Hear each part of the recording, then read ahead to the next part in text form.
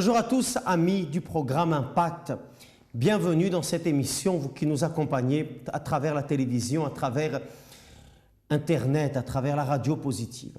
Nous sommes vendredi aujourd'hui, la semaine touche à sa fin et dans la tête de la plupart des personnes, dans l'esprit de la plupart des personnes, aujourd'hui, vendredi est synonyme de enfin. Enfin, à la fin de la semaine, je vais pouvoir me reposer, je vais pouvoir évacuer le stress de la semaine. Et en ce moment, les personnes sont déjà en train de penser à ce qu'elles vont faire pendant le week-end. Beaucoup ont déjà la pensée tournée vers ce soir, vers demain soir, les fêtes, les boîtes de nuit, les discothèques, les sorties, enfin, vont profiter de ces 2 derniers jours de la semaine, de ces 3 derniers jours de la semaine pour fuir un peu les problèmes, les difficultés. Le problème, c'est que la plupart de ces personnes oublient, ne se rendent pas compte ou tout simplement font semblant de ne pas voir, c'est que tout va recommencer. Elles vont s'amuser, elles vont se divertir pour oublier leurs problèmes, pour oublier leurs difficultés. Sauf que les problèmes ne vont pas l'oublier, les difficultés ne vont pas l'oublier. Et la semaine prochaine, ce cycle de disgrâce, ce cycle d'échecs, ce cycle de problèmes va reprendre. D'ailleurs, pardon, il ne va pas reprendre parce qu'il ne s'arrête jamais. Ce cycle de problèmes ne s'arrête que lorsqu'il est brisé, que lorsqu'il est cassé. C'est la raison pour laquelle au Centre d'accueil universel, nous avons chaque vendredi, aujourd'hui est le jour de la prière forte pour déterminer que le mal qui est dans votre vie vienne à prendre fin. Nous ne sommes pas là pour fuir du problème, mais pour l'affronter, pour le vaincre, définitivement une bonne fois pour toutes, pour que véritablement vous puissiez être une personne qui n'allait pas avoir un peu de joie, un peu de félicité, seulement quelques heures pendant la semaine. Soit dit au passage, une félicité éphémère, une paix éphémère, passagère, qui ne dure pas, parce que la situation reste là. Et pour qu'à travers une attitude, en brisant ce problème, en brisant la racine de ce problème, vous puissiez être une personne véritablement heureuse. D'ailleurs, nous allons accompagner de nouveaux témoignages, de nouveaux récits, de nouveaux faits réels, de personnes qui peut-être comme vous, il y a quelques années en arrière, cherchaient également à fuir les problèmes, dans le vice, dans les sorties, dans les boîtes de nuit, enfin dans ce que le monde peut offrir. Mais elles ne parvenaient pas à briser ce cycle était toujours en train de tourner et elles tournaient en rond. Mais à travers l'utilisation de la foi, à travers la prière forte, parce qu'elles ont cru, parce qu'elles se sont lancées, parce qu'elles ont donné une opportunité à l'auteur de la vie de changer leur vie, aujourd'hui elles sont véritablement des personnes heureuses, épanouies.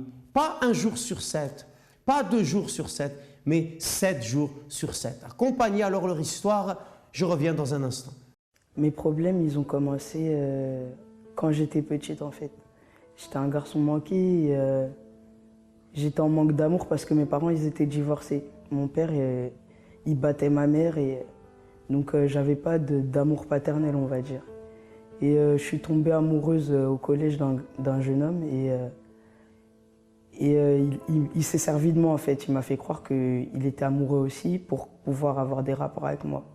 Et je me suis fait avoir. Donc suite à ça, j'ai oublié les garçons pendant 2 ans. Et à l'âge de 15 ans, j'ai commencé avec mes amis, fréquenter les après-midi dansantes. Et là-bas, je rencontrais des garçons en fait. Et je pouvais un peu prendre ma revanche sur le premier garçon dont j'étais tombée amoureuse. Et suite à ça, je faisais des rencontres et ça m'a poussé à me donner en fait. Et je me donnais à n'importe qui, n'importe quand. Le maximum de partenaires que je pouvais avoir par jour, c'était 3 à des endroits différents. J'hésitais pas à me déplacer, je séchais les cours. À la maison, ça allait pas. Je rentrais à 3 heures du matin et je me disputais tout le temps avec ma mère. Mais tout le temps, c'était la guerre. Et un jour, j'ai même failli la frapper, en fait. Parce que je voulais rentrer chez moi et elle ne voulait pas me laisser rentrer. Je fréquentais beaucoup de garçons et j'ai rencontré un garçon en sortant d'une ville où je venais de voir des garçons aussi. Et il m'a passé son numéro. Et je me rappelais plus de lui quelques temps après. Et il m'a demandé de venir le voir. Donc moi, je suis y allé. Et il m'a forcé à l'accompagner dans sa ville. Et là-bas, il a appelé tous ses camarades. Ils étaient au moins 6. Et ils m'ont violé, en fait. Mais juste avant, j'avais quand même décidé d'arrêter d'avoir tous ces rapports, en fait. Ça faisait 4 mois que j'avais rien fait. Et comme ça m'est tombé dessus. Et donc après, j'ai pas compris. Et je me suis sentie fautive. Je me suis dit que c'était à cause de moi et que je servais qu'à ça au final. Donc après, j'ai continué à faire ce que je faisais avant. Et je me suis fait revioler encore par la même bande de garçons. C'était un jour, j'allais voir mon petit copain à l'époque. C'était la seule relation, on peut dire, sérieuse que j'avais. Et il m'a pris mon téléphone et il m'a forcé à l'accompagner. Et là-bas, lui aussi, il a appelé tous ses copains. Et voilà, c'était la même chose en fait. Et à l'intérieur, je me sentais complètement détruite parce que moi, je voulais avoir des relations entre guillemets sérieuses et les garçons, ils pensaient qu'à profiter de moi en fait. Donc ça m'a détruite et suite à ces viols, j'ai songé au suicide en fait. Et j'avais tout planifié. Comme j'avais de la haine à l'intérieur de moi contre mes parents, contre ces garçons et contre moi-même, j'écrivais au stylo rouge et je planifiais tout. Comme quoi j'allais sauter en haut d'un bâtiment le 24 décembre. Je suis arrivé au centre d'accueil et il y a une jeune fille qui a donné son témoignage. Et c'était exactement le même que le mien. Donc ça m'a tout de suite donné une force pour me dire que je pouvais m'en sortir et que j'étais pas faite que pour ça. Et à travers aussi les conseils des responsables, j'ai pu comprendre que j'avais de la valeur et que je pouvais servir à autre chose que de me donner. Donc j'ai pris la décision, même si c'était très dur, d'arrêter de fréquenter tous ces garçons, d'arrêter de me donner en fait. Et c'était très compliqué parce qu'ils essayaient tous de me rappeler. Tout le temps, ils me disaient « viens me voir ». Mais moi, je disais non. Et ils ne comprenaient pas pourquoi j'avais changé comme ça. Mais moi, j'étais décidée. Je voulais changer. Pour rien au monde, je voulais échanger ma vie d'avant et celle que j'ai maintenant en fait. Aujourd'hui, je suis totalement changée. Je n'ai pas besoin de chercher à plaire à qui que ce soit pour me sentir bien dans ma peau. Je me sens bien avec moi-même, je suis en paix. J'ai plus du tout envie de me suicider, j'ai envie de vivre en fait. J'ai envie de profiter de la vie, j'ai plein de projets. Même à l'école, c'était catastrophique, mais maintenant je me bats. J'ai vraiment un projet d'avenir en fait. Avec mes parents aussi, ça s'est arrangé. Moi et ma petite sœur, on s'entend super bien. Moi et ma mère aussi. Mon père aussi, il m'avait frappé et c'est allé jusqu'au tribunal. Aujourd'hui, on s'est réconciliés et ça va super bien en fait. Je sais qu'aujourd'hui, il y a beaucoup de filles qui sont violées ou qui subissent des violences sexuelles. Donc je voudrais leur dire qu'elles peuvent s'en sortir et qu'elles ne sont pas faites que pour ça en fait. On est des femmes, on a de la valeur et on peut s'en sortir. Et au centre d'accueil, on peut trouver cette aide dont on a besoin, cette force qui peut nous accompagner et nous aider dans nos démarches, on va dire.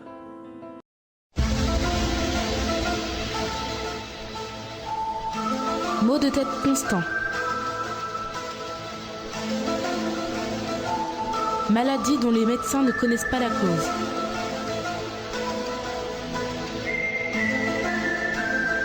Insomnie.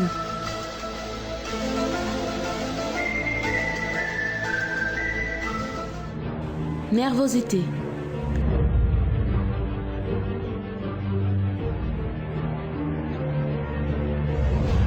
Malaise ou attaque spirituelle.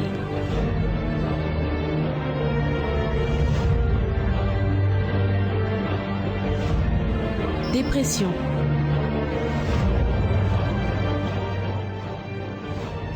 Vice.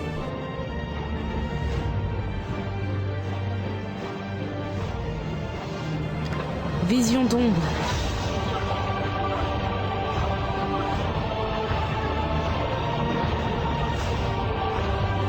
Audition de voix anormale. Désir de suicide. L'un de ces 10 symptômes que vous venez de lire nous permet de détecter la présence d'un mal agissant dans votre vie. Ne vous laissez plus faire. Libération spirituelle, chaque vendredi dans tous nos centres d'accueil.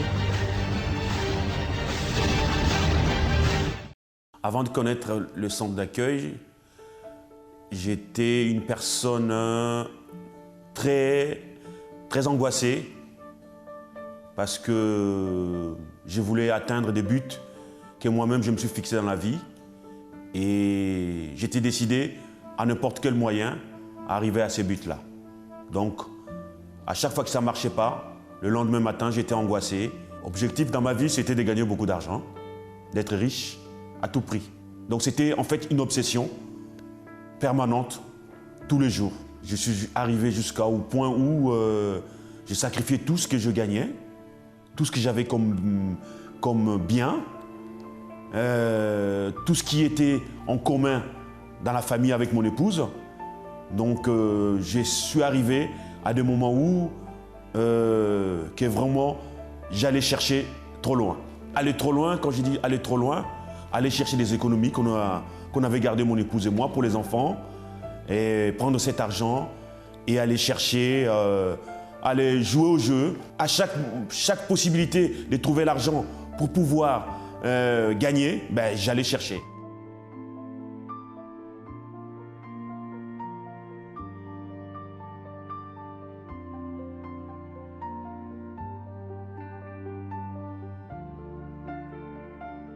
Quand on a dans la tête que demain il y a un jeu, il faut qu'on joue pour pouvoir gagner. Et si on ne gagne pas, le lendemain on repense de la même façon, ben, c'est qu'on devient accro, hein, d'une certaine mesure. Je n'étais plus moi-même, donc je vivais que pour moi-même. J'étais devenu égoïste, je ne voyais pas ma famille. Je voyais les besoins de ma famille, mais pour moi, ça ne me disait rien parce que j'avais un objectif, gagner de l'argent absolument.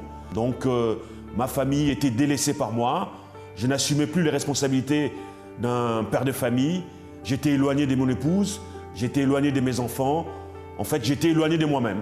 Mon épouse, on a connu les centres d'accueil ensemble en fait, mais c'est elle qui s'est donnée plus par rapport à moi et moi je la suivais. Je la suivais tout simplement parce qu'on avait décidé, j'avais pris la décision de faire les choses comme il fallait. Mais au fond de moi, je n'étais pas encore, il n'y avait pas encore ça. Donc parce que il n'y avait pas en moi cette conviction de vouloir vraiment changer.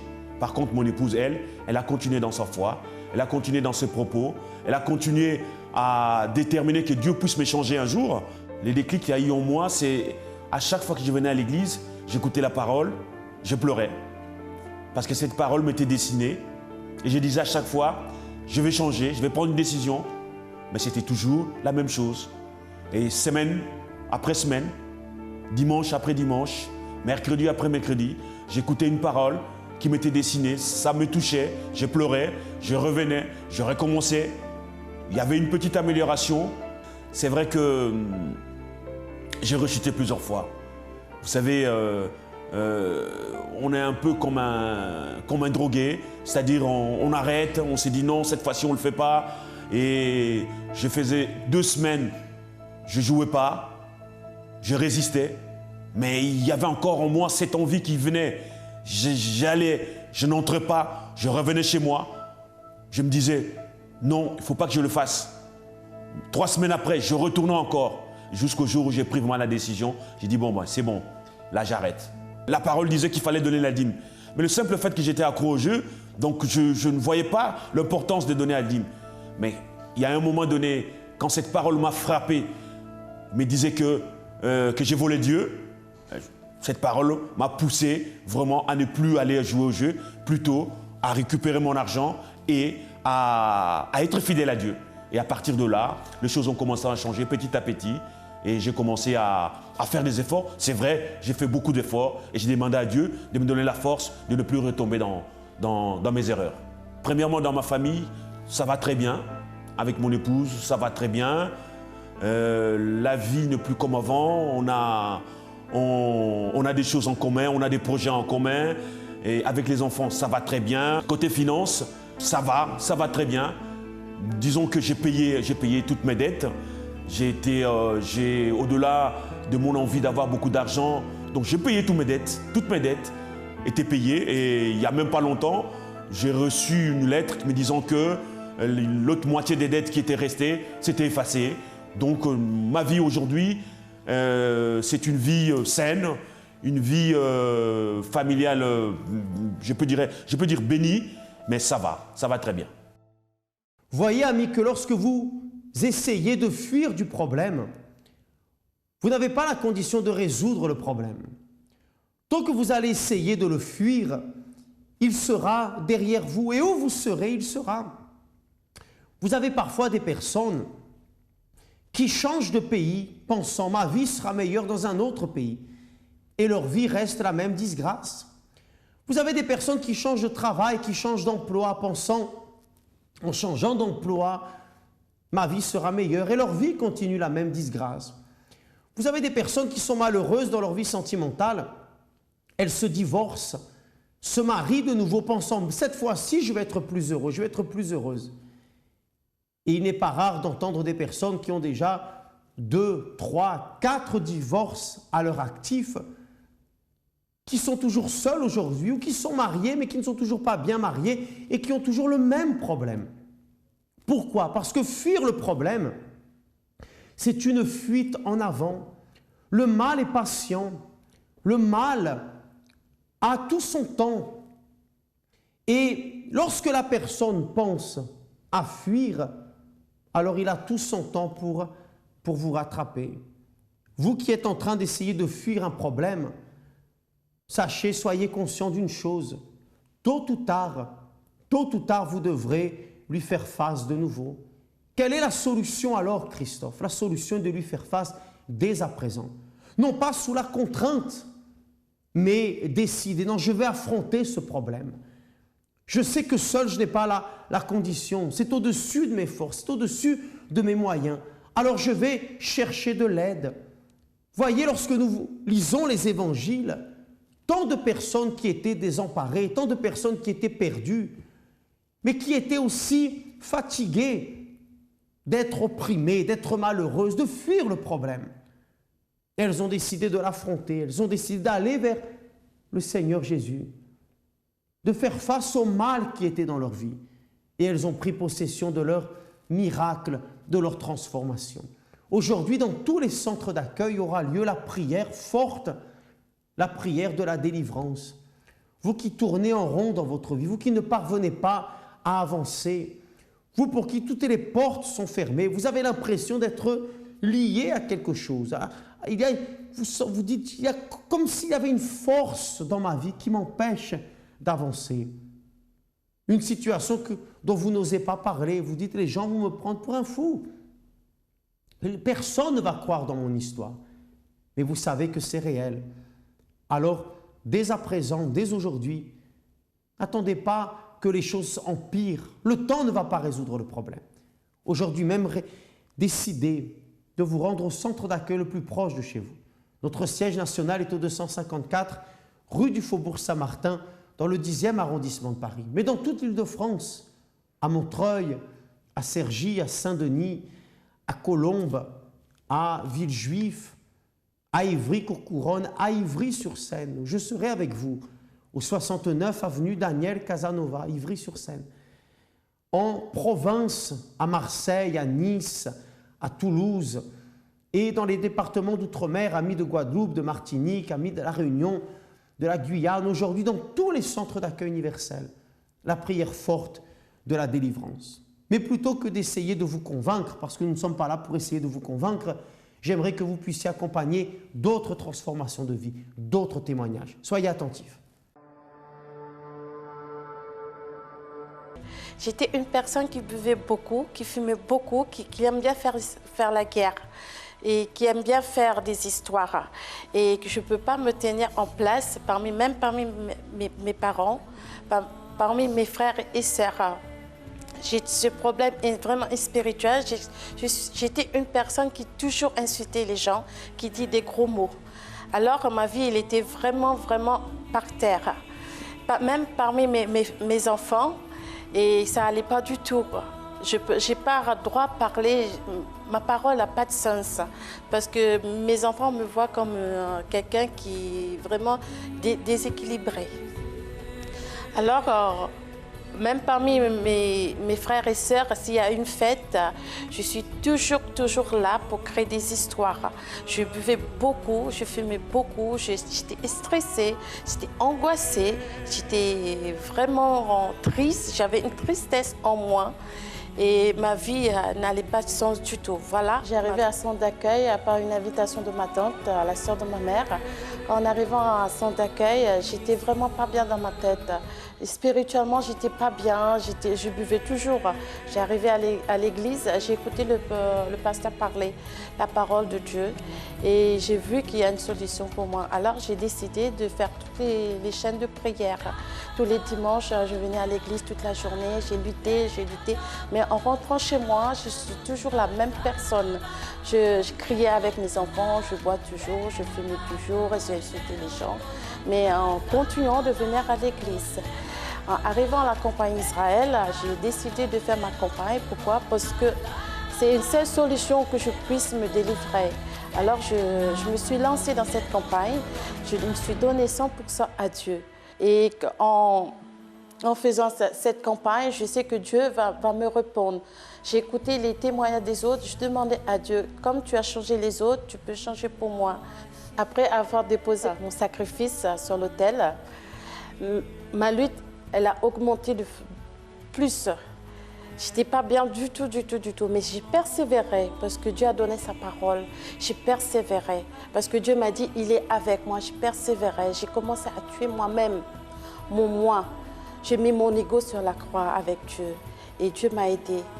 Petit à petit, jour après jour, Dieu m'a aidé à me débarrasser de tous les esprits négatifs, de mes envies de fumer. Petit à petit, jour après jour, Dieu m'a transformée. Aujourd'hui, je peux vous dire que Dieu m'a changé complètement. Je suis une nouvelle personne. Je ne bois plus, je ne fume plus. Je suis douce dans la maison. Je me donne 100% à Dieu, même dans son œuvre, je donne 100%. J'étais aussi une personne égoïste, mais aujourd'hui, je suis plus égoïste. Je partage l'amour que Dieu m'a donné. Je suis en paix avec le Seigneur. Je partage cet amour que Dieu m'a donné avec les autres. Je suis prêt à transmettre cette vie, cette vérité que Dieu, il existe vraiment, que ce sacrifice, il marche vraiment. Mes amis, je vous conseille, vas-y, la campagne, ça paye et vous méritez la promesse de Dieu. Moi, je vous conseille, lancez-vous 100% à Dieu. Moi, mon enfance, elle a été un peu compliquée, étant donné que petite, j'étais déjà en foyer à l'âge de 1 an et demi. Pour moi, ma famille, c'était les personnes qui m'avaient reçue étant petite. Eux, c'était ma maman et c'était mon papa. Même si on n'avait même pas la même couleur de peau, parce qu'eux étaient d'origine suisse, enfin de nationalité suisse. Donc moi, ma maman, j'avais pas de souvenirs. Mon papa, je le connaissais même pas. Donc c'était eux ma famille. C'est qu'on est petite aussi qu'on s'accroche facilement aux gens. Donc c'est plus tard que le vide il est venu, que je commençais beaucoup à me poser des questions. Pas trop sur ma maman parce que elle m'a reprise à l'âge de 5 ans, mais sur mon père. Ça c'était, j'ai connu à 22 ans. Pour moi, c'était un grand trou noir. Je ressemble à qui? Je ressemble à mon père, je ressemble à ma mère. Les gens me disaient, tu ressembles à ton père, mais mon père, je ne le connaissais pas. Donc, en fait, je m'inventais un père. Enfin, je me visionnais un père que je ne connaissais pas. Tout d'un coup, j'ai commencé à vouloir faire ma vie, à me débrouiller toute seule. Je me suis dit, il faut que je me débrouille toute seule, puisque par rapport à ce qu'elle a fait, elle va prendre longtemps. Et c'est là, après, on commence à rencontrer un garçon, on commence à sortir avec lui, puis tout d'un coup, on se dit, en fait, je plais, donc on enchaîne. Et là, on arrive dans un labyrinthe, on n'arrive plus à s'en sortir. Et donc, on se dit, en fait, j'ai commencé à plaire, il faut que je finisse à plaire. Enfin, il faut que je continue à plaire jusqu'à ce que ça se termine. Donc, au début, pour moi, c'était ça. Je me disais, un garçon va m'apporter ce que d'autres personnes n'ont pas pu m'apporter. L'amour, la compréhension, partager quelque chose. tout ça que je n'avais pas vécu avec mes parents, même s'ils étaient là, ils avaient leurs choses à côté. Donc c'est vrai que c'était des relations enfants-parents avec quand même un blocage. Et je me disais, bon, bah, peut-être qu'un tel ou un tel pourra me donner cet amour-là. Ça a été le contraire. Ça a été la descente totale. Donc ça a été très dur à remonter la pente. Parce que quand j'ai voulu en fait arrêter, quand j'ai dit ouais, je prends la décision, j'arrête tout, là j'ai commencé à avoir des rumeurs de gauche à droite, des rumeurs sur le sida, que j'avais le sida. Donc il fallait que je me justifie partout où j'allais en fait. Partout où j'allais, il fallait que je me justifie. Je marchais avec mon papier du dépistage que j'avais fait pour prouver qu'en fait c'était pas vrai. Donc il était toujours avec moi et dès qu'il y avait un garçon qui me disait « oui mais il paraît que toi », bah, j'avais une preuve. En fait, je lui montrais mon papier de dépistage. Et ça a duré très longtemps. De l'âge de mes 17 ans et demi à peu près, jusqu'à l'âge de 22 ans, 23 ans. Là où j'ai pris la décision vraiment de... Parce que je me disais, même si je fais plus ce que je fais, je suis plus dans les vices et tout, même si je suis qu'avec une personne et avoir une relation, c'est rien. Mais non, par rapport à l'enseignement que je recevais, c'était pas bon. Donc c'est là que j'ai commencé à me dire, là, il faut que je fasse un choix, il faut que je prenne une décision. Donc là, c'est à partir de là que j'ai pris la décision. Aujourd'hui, tout va bien. Tout va bien, j'ai totalement arrêté tout ce que je faisais. Mais aujourd'hui, je n'ai plus ce désir-là, c'est-à-dire que je ne ressens plus l'envie. Même une personne pourra me dire toutes les belles paroles du monde. T'es belle, je t'aime, tout ce que tu veux. Ni chaud, ni froid. Justement, je prends une attitude désormais de pouvoir directement couper.